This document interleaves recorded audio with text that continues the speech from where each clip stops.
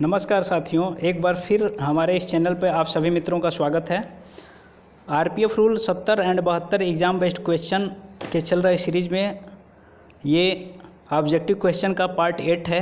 अब तक हमने रूल से संबंधित ऑब्जेक्टिव क्वेश्चन का पार्ट 7 तक कंप्लीट कर लिया है। यदि आप पिछले वीडियो को देखना चाहते हैं तो हमारे चैनल पे प्लेलिस्ट पर जाएं और प्लेलिस्ट में सारे पार्ट मेंशन किए गए, चाहे वो रूल से हो, चाहे वो लॉ संबंधित हो। लॉ क्विज के सेट लगभग 23 सेट डाले गए हैं और ऑफिशियल लैंग्वेज से भी सेट हैं।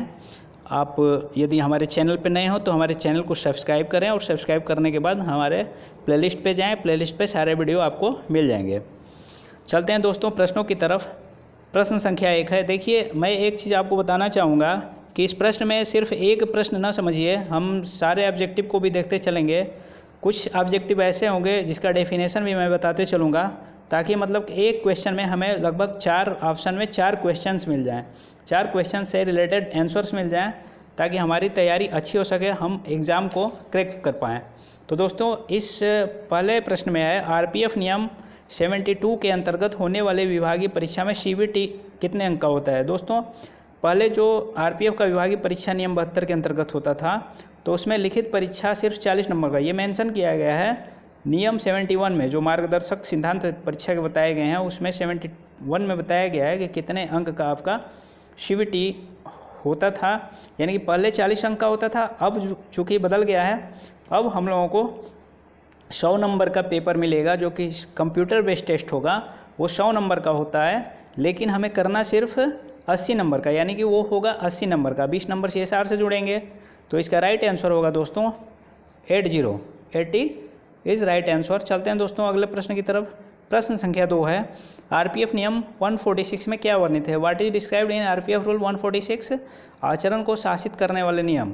और दूसरा ऑप्शन है बल सदस्यों के लिए आचार संहिता, और तीसरा ऑप्शन है अभ्यावेशित बल सदस्यों के कर्तव्यों से संबंधित अपराध। Last option none of this. तो दोस्तों, इसका सही आंसर क्या होगा। आचरण को शासित करने वाले नियम ये 145 में है। दोस्तों, ये का पहला ऑप्शन 145 हो जाएगा। चूँकि यहाँ पे 145 नहीं पूछ रहा, आचरण को शासित करने वाले नियम को समझते हैं।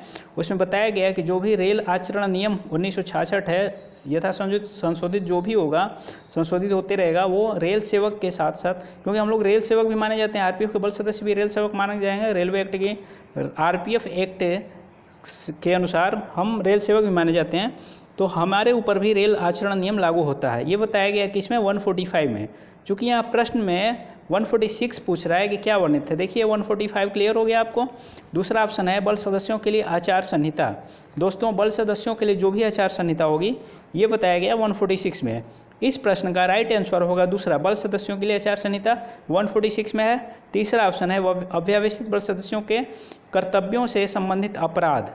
तो 146 में आचार संहिता बताया गया है, और उसी से संबंधित जो भी अपराध होंगे, यानी कि उस चीज़ का पालन नहीं करते हैं, जो भी आदेशों का डिसोबे करेगा, उसका दिया है 147 में।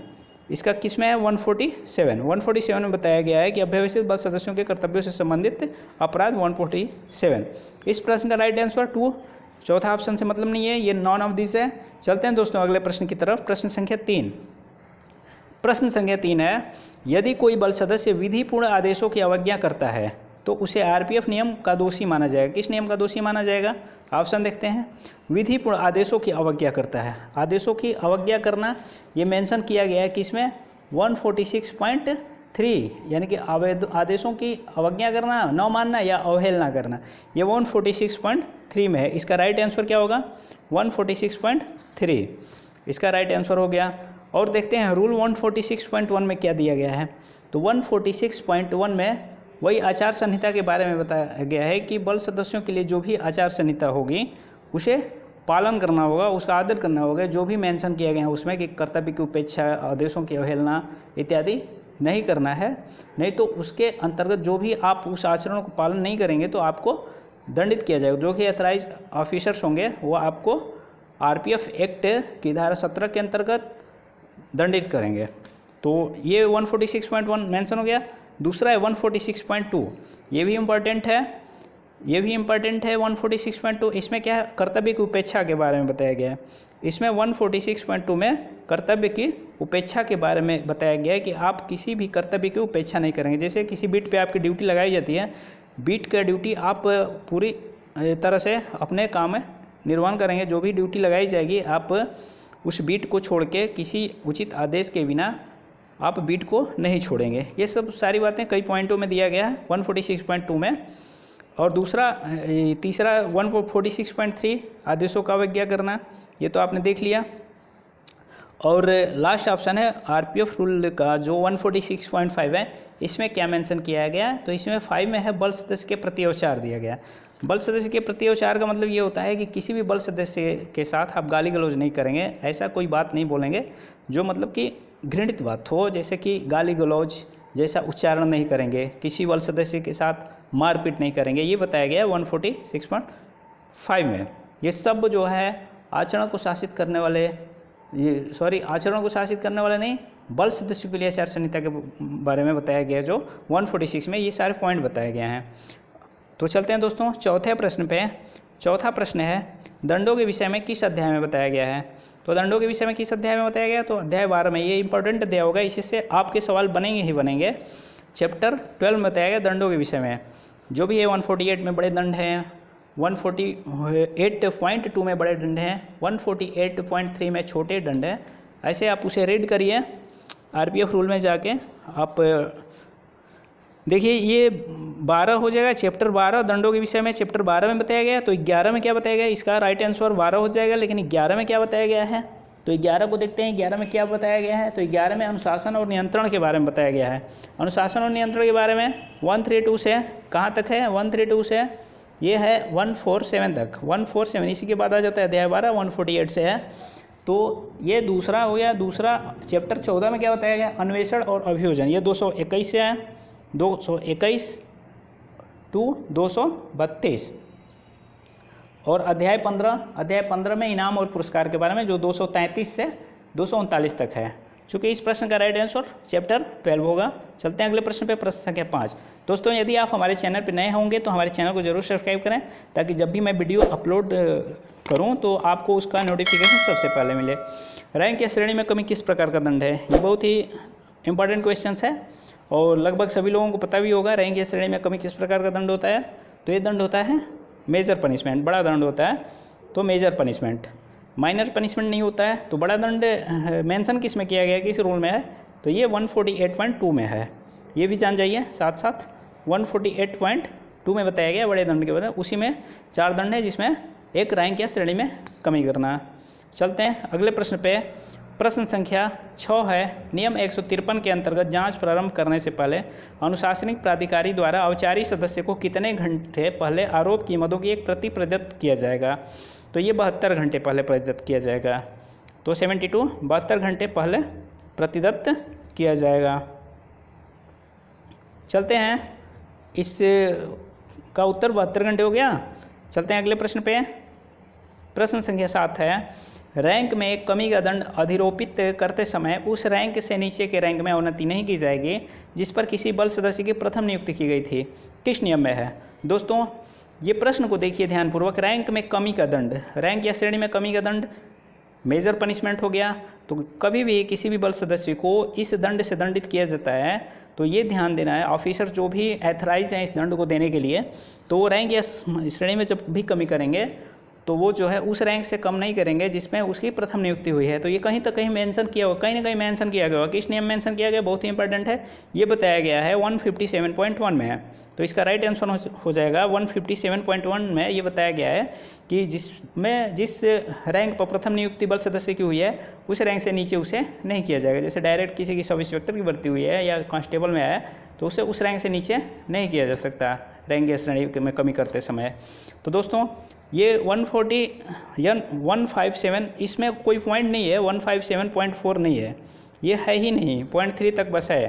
तो 2 में क्या है, 2 में क्या दिया गया 157.2। 157.2 में तारीख ऐसे मेंशन होना चाहिए कि वेतनमान का निम्नतम रैंक या श्रेणी में कमी से दंडित किया जाता है, या वेतनमान में जो निम्नतर प्रक्रम होता है सबसे टोटल इंक्रीमेंट बंद होता है। तो जो स्टार्टिंग जो कोई भी बल सदस्य भर्ती होता है जो वेतनमान होता है, जैसे 21,700 इस समय चल रहा है, तो न्यूनतम वेतनमान पर का दंड जब दिया जाता है तो उसमें मेंशन होना चाहिए ये कब तक प्रभावी होगा, कब से ये दंड स्टार्ट होगा, कब तक प्रभावी रहेगा, ये सारा मेंशन किया रहेगा, ये उल्लेखित किया गया है 157.2 में। तो ये 1 हो गया, 2 हो गया, और साथ ही साथ इसमें ऑप्शन में 3 नहीं है, तो 3 को भी बता देता हूँ। 157.3 में तो वेतन वृद्धि जब रोका जाता है, इंक्रीमेंट बंद किए जाते हैं, तो उसमें भी मेंशन किए जाएंगे कि आपके वेतन वृद्धि रोका जाएगा, कितने एक इंक्रीमेंट हैं, तो कब से प्रभावी होगा, कब तक बना रहेगा, 1 साल के लिए, 2 साल के लिए, वो डेट के साथ वो मेंशन किया गया रहेगा। और रूल 158 में क्या है, ये आप सभी लोग जानते हैं, ये भी इम्पोर्टेंट है। ये छोटे दंड अधिरोपित करने की प्रक्रिया के बारे में बताता है 158, क्योंकि इस प्रश्न का आंसर होगा रूल 157.1 में बताया गया है। चलते हैं दोस्तों अगले प्रश्न पे। प्रश्न संख्या 8 है, नियम 149 में उल्लेखित, नियम 149 में क्या है उल्लेखित, अन्य छोटे दंड के बारे में बताया गया है कि अन्य छोटे दंड अधिरोपित करने की प्रक्रिया किसमें है, तो नियम 149 में दिया है, ये ध्यान रखें। तो ऑप्शन है, तो प्रक्रिया किस नियम में बताया गया है, जैसे कि बड़े दंड देने की प्रक्रिया 153 में है, तो छोटे दंड देने की प्रक्रिया 158 में है, तो 149 में उल्लेखित अन्य छोटे दंड देने की प्रक्रिया, अधिरोपित करने की प्रक्रिया किस नियम में होगा, तो ये भी 158 में ही है। 158 आंसर, क्योंकि नियम 160 में नहीं है, नियम 160 में नहीं है, 159 में भी नहीं है, तो है क्या, नियम 160 में है क्या, तो छोटे मोटे दंड देने की प्रक्रिया है, छोटे मोटे दंड अधिरोपित करने की प्रक्रिया या देने की प्रक्रिया 160 में है। तो 159 में क्या है, तो 159 में मेंशन किया गया है कि विभागीय कार्यवाही की फाइलें, विभागीय कार्यवाही की फाइलें 158 इस प्रश्न का उत्तर हो गया, और 155 155 क्या है, दंड का अवधारण के बारे में उल्लेखित किया गया है। चलते हैं दोस्तों अगले प्रश्न पे, प्रश्न संख्या 9। अभी तक दोस्तों आप लोग हमारे चैनल पे नए हैं तो हमारे चैनल को सब्सक्राइब करें, और हमारे सब्सक्राइबर बंधुओं को, सभी लोगों को हमारा बहुत बहुत धन्यवाद। आप हमारे चैनल को भी अपने दोस्तों में भी शेयर करें। परिनिंदा किस प्रकार का दंड है, परिनिंदा किस प्रकार का दंड है, व्हाट काइंड ऑफ पनिशमेंट है इस परिनिंदा, तो छोटे दंड माइनर पनिशमेंट है, मेजर पनिशमेंट है, अंडरमाइन यहाँ हो गया है, यहाँ पे थोड़ा सा मिसप्रिंट हो गया है, अदर माइनर पनिशमेंट होगा, यहाँ पे हो जाएगा अदर माइनर पनिशमेंट, यहाँ पे अदर माइनर पनिशमेंट होगा, अन्य छोटा दंड, तो छोटे मोटे दंड पेटी पनिशमेंट। तो दोस्तों परिनिंदा छोटे दंड है, परिनिंदा किस प्रकार दंड है, छोटा दंड है, माइनर पनिशमेंट है। तो चलते हैं दोस्तों, ये मेंशन किस में है छोटा दंड, तो छोटा दंड 148 पॉइंट, पीछे ही मैंने दूसरे, इससे पहले जो प्रश्न आया था उसमें बताया था हमने 148.3, क्योंकि 2 में बड़े दंड है और छोटे दंड 148.3 में है। चलते हैं दोस्तों अंतिम प्रश्न पे। यदि कोई बल सदस्य छुट्टी से वापस समय पर अपने कर्तव्य पर नहीं आता है तो अनुपस्थित हो जाता है, तो दोषी है, किस प्रकार का, किस नियम का दोषी है, तो जो बताए गए हैं कि जैसे आदेशों की अवज्ञा बताया गया, आदेशों की अवहेलना नहीं करना है, कर्तव्य की उपेक्षा नहीं कर, तो ये किस, पीछे हमने अभी एक प्रश्न आया था पीछे, तो उसमें हमने बताया था कि कर्तव्य की उपेक्षा, आदेशों की अवहेलना, अविश्वासजनक आचरण, ये सब मेंशन किस में किया गया है, तो ये सब मेंशन किया, ये पॉइंट टू पॉइंट हैं, 146 के ही पॉइंट हैं। तो 146 में क्या मेंशन किया गया है, 146 में मेंशन किया गया है बल सदस्यों के लिए आचार संहिता, वो सारे आचार संहिता हैं, कर्तव्य का पालन करना, विधि पूर्वक जो भी आदेश हमारे ऑफिसर्स के मिलेंगे उसकी पालन करना है, उसे डिसोबे नहीं करना है, तो ये सब 146 में ही है, 146 में ये पॉइंट दिया है। लेकिन अगर छुट्टी से अनुपस्थित होते हैं, आप समय से नहीं आते हैं, जैसे ओवर स्टे कोई कर देता है, तो किस नियम का उल्लंघन करता है, तो अनुपस्थित हो जाए तो दोषी किस नियम का है या किस नियम का उल्लंघन, दोनों चीज़ हो सकता है ये, तो वो दोषी होगा 146.2 का, क्योंकि वो कर्तव्य की उपेक्षा कर रहा है अपना, तो ये 146.2 इज़ राइट आंसर। 3 में क्या है, 146.3 में, तो 146.3 में दिया है आदेशों की अवहेलना, विधिपूर्ण जो भी आदेश मिलते हैं उसकी पालन करेंगे आप, कोई ऑफिसर विधिपूर्ण आदेश होगा तब उसको डिसेबो नहीं करेंगे, आदेश के आप उल्लंघन नहीं करेंगे, आप उस आदेश की पालन करेंगे, जो भी आदेश आपको मौखिक दिया जाए या लिखित दिया जाए, मौखिक भी आदेश दिया जाएगा उसका पालन करेंगे। आप एक बात ध्यान रखें कि मौखिक आदेश का पालन करना हमारा कर्तव्य है, 146.3 में बताया गया है।